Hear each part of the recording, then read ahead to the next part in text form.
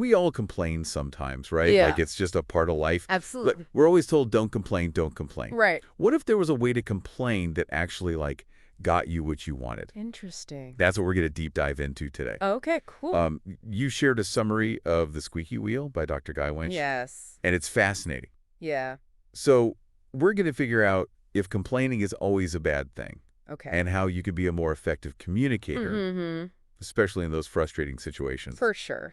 So what's interesting is that Dr. Winch presents complaining as a tool for positive change. Yes. And one of the key things he does is he makes a distinction between two main types of complaints. Okay. There's emotional venting complaints and instrumental complaints. Okay. And to complain effectively, you need to know which one you're dealing with. So it's like venting to a friend about just a terrible traffic jam versus sending a formal complaint to a company about a faulty product you bought. Exactly. One is just to let off steam. Yeah.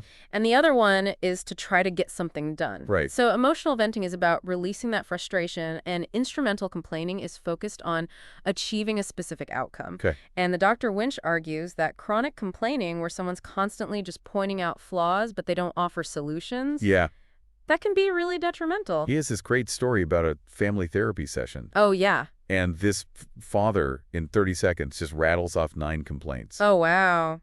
But the thing is, he's totally unaware of how negative he's being. Oh, that's interesting. And he insists he's just stating facts. Just stating facts. So that's a trap we all need to watch out for. Definitely. But why is chronic complaining so damaging?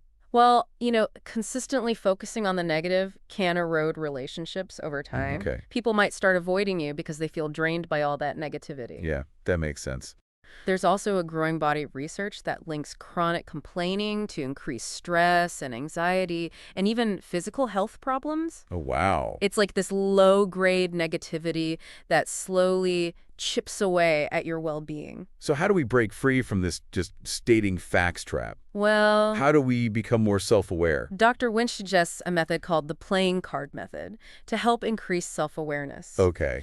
And what you do is you start with a set number of cards, and every time you complain, you give one up. Oh. The idea is that by making complaining a limited resource, you become more mindful of when you're doing it and why you're doing it. So it's like almost like gamifying it. Yeah. Like turning it into a game to make it less daunting. Yeah, I think that's part of it. Yeah. I think the other part of it is just that act of handing over a card physically like disrupts that automatic habit of complaining, and it makes you pause and consider, like, is this complaint really necessary? Yeah. Is it actually beneficial? And that pause lets you be more conscious. Yeah. So we've talked about how not all complaints are created equal. Right. And how chronic complaining can be a real problem. Yes. But what about when venting is actually necessary? Okay. Like you've had a terrible day, you just need to let it out. Venting can be healthy and cathartic, Right. but it needs to be done strategically. Okay. So Dr. Winch provides 3 golden rules for effective emotional venting. Okay, guidelines, I like this. All right, so the first rule is choose the right person. Okay. It should be someone you trust, who genuinely cares about you and won't judge you or make the situation worse. Right, so like someone who's not going to try to fix you. Yes, exactly. Someone who's just going to listen. And not offer unsolicited advice. Right. This reminds me to the story in the book Yeah. about the woman who's venting to a stranger in a bathroom stall. Oh, And yeah. the stranger gives her a completely unhelpful platitude. Oh, that's rough. Yeah, it makes me think you really do have to pick the right person. Definitely. What are the other 2 rules? The second rule is all about timing. Avoid venting when your emotions are running really high, or if you're in public where it could be inappropriate or embarrassing. It's like the example of the bride Oh. who just loses it at her own wedding At her own wedding. and starts yelling at the event manager about the table decorations. Oh, my goodness. Not exactly the picture of bridal serenity. Not at all. Definitely not the right time or place. No.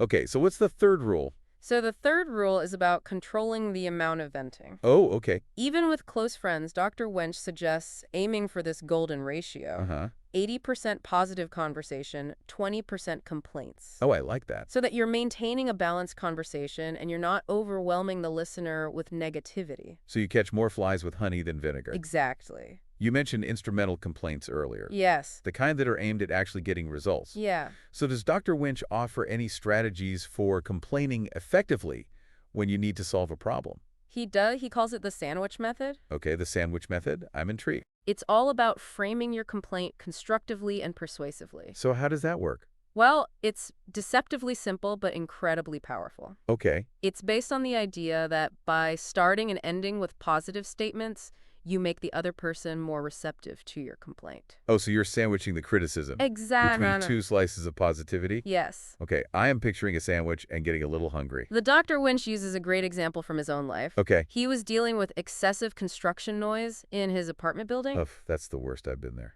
And he wanted to negotiate a rent reduction with his landlord. Okay. But instead of storming in and demanding a discount, he employed the sandwich method. Okay, so I'm guessing he didn't lead with, hey, your construction's driving me crazy. Exactly. He took a more strategic approach. So he starts by acknowledging the positives of living in the building, like he loved the location.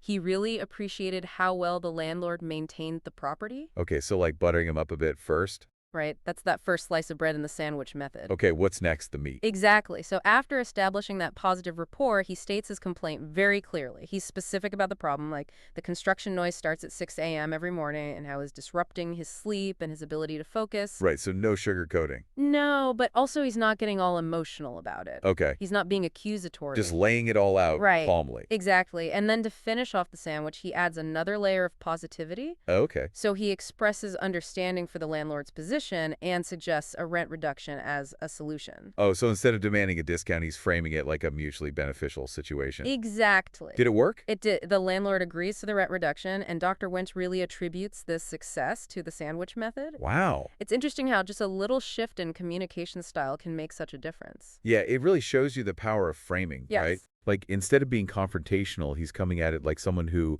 wants to work together to find a solution. Absolutely. It's about transforming a complaint from an attack to a conversation. That makes sense. And you can apply this to so many situations. Oh, yeah, for sure. Like, imagine you're having a problem with a coworker or a neighbor or even a family member. It's making me think of all sorts of things. Right. Like, how could you use this to communicate better? That's a great question for our listeners. Yeah. So we've learned how not all complaints are the same, the dangers of chronic complaining, the art of effective venting, and now this powerful sandwich method. Right. What's the main thing you hope our listeners get out of this deep dive? I think it's realizing that complaining, when done well, can actually be a tool for personal and interpersonal growth. So not just suppressing our feelings? No, not at all. Or pretending that everything's fine? It's recognizing that, yeah, you're going to get frustrated sometimes, but it's how you express those frustrations that really matter. You're basically saying complaining can be a positive force.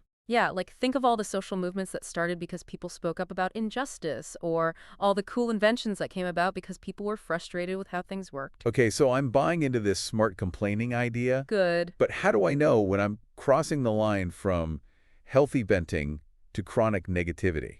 That's a tough one. I think a good way to tell is to pay attention to how people react to you. Oh, okay. Like, are they withdrawing? Are they getting defensive or trying to change the subject when you start venting? Interesting. That might be a sign that you're overdoing it. Yeah, it's easy to get caught up in your own head and not realize how you're affecting others. Absolutely. Another thing is to think about your intention. Okay. Are you complaining just to let off steam, or are you actually looking for support or solutions? So being self-aware is key. Yes. Be mindful of your habits, how they impact people, and what your motives are. But sometimes complaining is about more than just the thing you're complaining about, right? Right. It can be a sign of something deeper.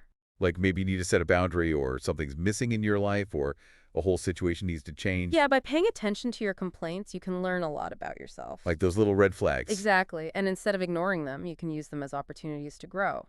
Okay, so the next time I feel like complaining, I shouldn't just let it all out. Right. Take a minute to think about it. Is this just venting, or do I want to fix something? What am I hoping to achieve? And how can I say it in a way that gets my point across? Complaining, when you do it mindfully, can actually be a force for good. You've really opened my eyes to a whole new way of thinking about complaining. I'm glad to hear that. Wow, this deep dive has been fascinating. Yeah, it's really interesting stuff. It's like shifted my whole perspective on complaining. In what way? Well, instead of seeing it as like a negative thing, I'm starting to see how it could be a tool to make things better. It's powerful, right? It's like that saying, the squeaky wheel gets the grease. Yeah. But it's not just about being loud and demanding. No, it's about knowing how to express your concerns in a way that actually gets results. So as we wrap up, is there like one key takeaway that you really want our listeners to remember? I think it all comes down to self-awareness. Okay. Before you can even start to complain effectively, you need to understand your own habits. Right. And how they're affecting other people. So like taking a step back and looking at yourself. Yeah, exactly. Like, are you falling into that just stating facts trap? Are you venting to the right people in the right way? And are you using your complaints to actually make positive changes? Right. Because once you're aware of those things, you can start making better choices about how you express yourself. Yeah, like you can choose the right person to vent to at the right time. Right. You can use that sandwich method to make your complaints more constructive. And you can use complaining as a way to figure out what you really need and set better boundaries. That's a really good point. Turning a negative into a positive. Exactly. And this deep dive is just the beginning. Right. I hope our listeners will take these ideas and try them out in their own lives. So think about a situation where you've been having trouble communicating. Yeah, like a problem at work or a conflict with someone you love. Or even just something small that's been bugging you. How could you approach that differently using what we've talked about today? Like,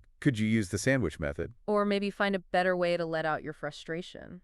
Or could you use this as a chance to learn something about yourself? I love those questions. We've given you the tools. Now it's time to use them. You have the power to turn your complaints from negativity into action. And that's a skill that can lead to better relationships, more happiness, and a more empowered life. So next time you want to complain, don't just blurt it out. Yeah, take a moment to think. Be that squeaky wheel that gets the grease. Exactly. And you might be surprised by the results. This has been such a great conversation. I agree. Thanks for joining us on this deep dive into the art of complaining. And remember, even complaining can be a force for good.